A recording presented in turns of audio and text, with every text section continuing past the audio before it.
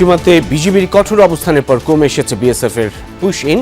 অন্তর্বর্তী সরকারের সময়ের সম্পর্ক থেকে বেরিয়ে আসতে চায় দুদেশ, মন্তব্য তথ্য উপদেষ্টার।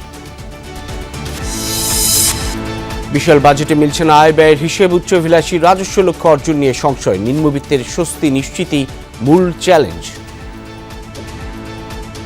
বর্তমান পরিস্থিতিতে এই ধরনের ব্যয় করার ক্ষেত্রে এটা কি অতি প্রয়োজনীয় কিনা, কারণ যেখানটায় আমাদের রাজস্ব আদায় তো রাতারাতি তো আর রাজস্ব বাড়বে না। রাজধানীর মৌচাকে স্বেচ্ছাসেবক দলের বহিষ্কৃত নেতা খুনের ঘটনায় 2 জন গ্রেফতার। ফুটপাতের দোকানে চাঁদা নিয়ে বিরোধীর জের হত্যাকাণ্ড, জানালো ডিএমপি।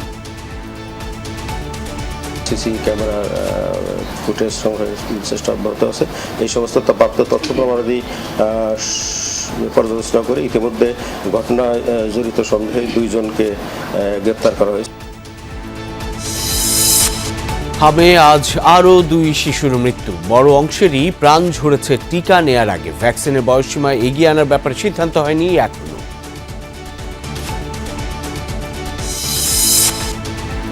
টাঙ্গাইলের সখীপুরে দাঁড়িয়ে থাকা ট্রাকের পেছনে পিকআপ ভ্যানের ধাক্কা, চালক সহ নিহত 4। গোপালগঞ্জের সড়ক দুর্ঘটনায় প্রাণ গেছে 1 জনের।